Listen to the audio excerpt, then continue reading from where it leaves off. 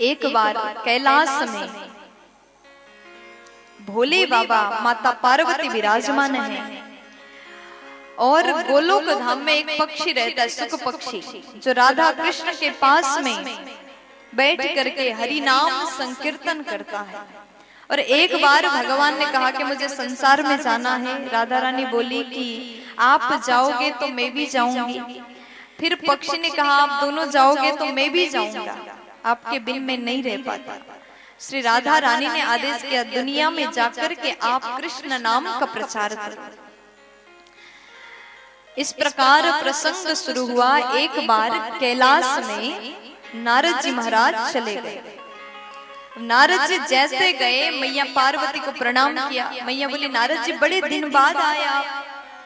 अब जैसे मैया पार्वती ने पूछा, नारद जी बोले देखो मैं गृहस्थी के घर में नहीं जाता, क्योंकि मुझे पता है गृहस्थी के घर में हर बार लड़ाई झगड़े होते हैं, इसलिए मैं जाना पसंद नहीं करता।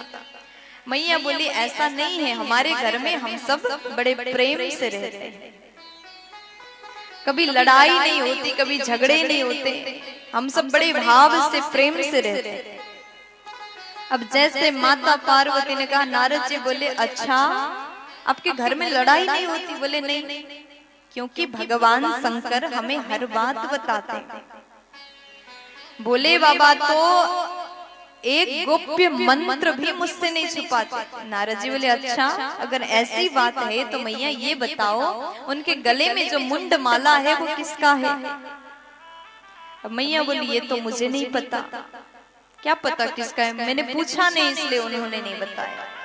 तब नारद जी महाराज कहते मैया मुझे लगता है आप दोनों में प्रेम नहीं है, मुझे लगता है भोले बाबा आपसे प्रेम नहीं करते, इसलिए इतनी बड़ी बात आपसे छुपाया गया। अब माता पार्वती को बड़ा क्रोध आता है। नारद जी के सामने क्रोध दिखाया नहीं। जैसे नारद जी गए कोप भवन में जाकर के मैया बैठ गई, अत्यंत क्रोध में विराजमान है। भोले बाबा आए, चारों ओर देखा, मैया पार्वती दिखी नहीं। तो उसके बाद आवाज लगाते अरे देवी कहाँ हो, क्या कर रही हो? जैसे बहुत देर बाद माता पार्वती को भगवान ने कोप भवन में, पहले पहले जब क्रोध आए गुस्सा आए तो एक भवन अलग से बनाया जाता था जहां बैठ करके गुस्सा करते थे, क्रोध करते थे। आजकल की माताएं जब घर में झगड़ा हो जाए, क्रोध आ जाए तो मायके चली जाती है, लेकिन उस समय को भवन अलग से निर्माण किया जाता था ताकि जब भी माताएं अगर को भवन में प्रवेश करे तो समझ जाओ कि क्रोधित है। भोले बाबा समझ गए। जैसे भोले बाबा को पता चला, मैया को मनाने के लिए गए, देवी मान जाओ क्या बात है? मैया बोली आपसे मुझे बात नहीं करनी। क्यों? क्योंकि आपने मुझे कहा था मैं हर बात बताता हूँ, लेकिन इतनी बड़ी बात आपने मुझे क्यों नहीं बताया? कौन सी बात? बोले आपके गले में जो मुंड माला है वो किसकी है? भगवान बोले तुम्हारी है। मैया बोली कैसे? भोले बाबा बोले कि आप हर जन्म में आपकी मृत्यु होती है और आपके याद में मैंने ये माला धारण किया। मैया ने पूछा प्रभु आपकी मृत्यु नहीं होती क्या? भोले बाबा बोले कि मैंने अमर कथा पान किया है इसलिए मैं मरता नहीं। मैया बोली एक काम करिए मुझे भी अमर कथा पिला दीजिए। भगवान बोले ठीक है, लेकिन यहाँ पर नहीं, कैलाश में भूत प्रेत सबको ही है, इसलिए अमरनाथ चलो। अमरनाथ गए, वहां से मैया पार्वती ने पशु पक्षी को भगाया। एक छोटा सा अंडा दिखाई दिया। मैया सोचती ये अंडा क्या कथा सुनेगा, जाकर के बैठ गई। एक अंडा था उसको रहने दिया और उसके बाद भोले बाबा कथा श्रवण कराना प्रारंभ करते हैं। माता पार्वती बैठ करके कथा को सुनना प्रारंभ करती है। भोले बाबा ने कहा कि देवी बीच बीच में ओम ओम ओम उच्चारण करना ताकि मुझे पता चले आप बैठ करके कथा सुन रही हैं। तो मैया पार्वती बैठ करके कथा सुन रही हैं, भोले बाबा कथा सुना रहे हैं। मैया बीच बीच में ओम शब्द का उच्चारण करती हैं, भोले बाबा नेत्र बंद करके कथा को श्रवण करा रहे हैं। अब जैसे कथा प्रारंभ हुआ, जयकारा लगाया, बोलिए भागवत भगवान की जय हो। अब जैसे जयकारा लगाया, भागवत भगवान की जय बोलते ही वो अंडा जमीन में गिरा, वो अंडा फूट गया और एक छोटा सा सुख पक्षी प्रकट हुआ। प्यार से बोल दीजिए ना। जैसे पक्षी प्रकट हुआ, वो पक्षी आकर के कथा सुनना प्रारंभ करता है। कथा सुनते सुनते मैया को नींद लगी। बोले बाबा कथा सुना रहे हैं। पक्षी ने सोचा अगर मैया नींद में है, वो ओम उच्चारण नहीं कर रही, तो भोले बाबा को पता चल जाएगा, वो कथा बंद कर देंगे। इसलिए माता पार्वती के आवाज में पक्षी ने ओम ओम उच्चारण करना प्रारंभ किया।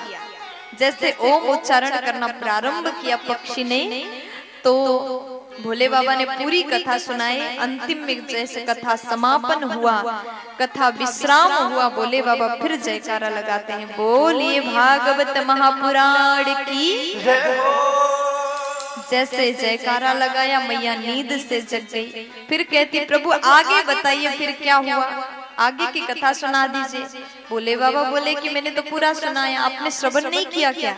मैया बोली मैं तो सो गई थी। भगवान बोले ऐसे कैसे हो सकता है, ओम उच्चारण तो आपने किया था। मैया बोली मैं सच में सो गई थी। भोले बाबा कहते तो यहाँ कौन कथा सुन रहा है, ओम उच्चारण कौन कर रहा है? इतने में आसन के पीछे से सुख पक्षी उड़ करके चला गया। भोले बाबा समझ गए, त्रिशूल लेकर के पक्षी के पीछे पीछे भागने लगे। जैसे पक्षी के पीछे पीछे भागते हैं, उड़ते उड़ते पक्षी व्यास के धर्म पत्नी छत पर बैठ करके केस सुखा रही थी। इतने में उनको जमाई आया, नींद आ गई। जैसे मुख खोला, उसी समय पक्षी मुख के द्वार से पेट में प्रवेश कर जाता है। जैसे सुख पक्षी पेट में चला गया, भोले बाबा त्रिशूल लेकर के खड़े। जब वो बाहर आए तो उसे मार दूंगा, क्योंकि कभी भी वक्ता के पीछे बैठ करके कथा सुनना नहीं चाहिए, क्योंकि वक्ता के पीछे बैठ करके सुना हुआ कथा चोरी वाला कहलाता है। इसलिए श्रोतागण को सदैव सन्मुख होना चाहिए, आगे बैठना चाहिए। अब जैसे भोले बाबा बोले पक्षी जैसे निकलेगा, चोरी द्वारा कथा सुना था, उसको मैं मार दूंगा।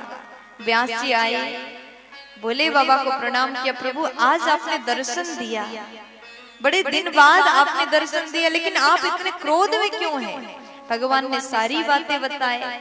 तब व्यास जी महाराज कहते प्रभु अगर ऐसी बात है, अगर पक्षी ने अमर कथा पान कर लिया है और आप स्वयं उसे मारोगे तो अमर कथा का महिमा क्या रहेगा? भोले बाबा समझ गए, वहां से चले गए। और उसके बाद 12 वर्ष तक माँ के गर्भ में रह करके भगवान ने स्वयं कहा बेटा बाहर आ जाओ, मेरी माया तुम्हें स्पर्श नहीं करेगी। और 12 वर्ष के बाद में सुखदेव जी के रूप में वो पक्षी व्यास जी के यहाँ जन्म लेते हैं, अवतार लेते हैं। यही सुखदेव जी महाराज हैं जो भागवत के प्रमुख वक्ता हैं। बोलिए सुखदेव महाराज की जय हो।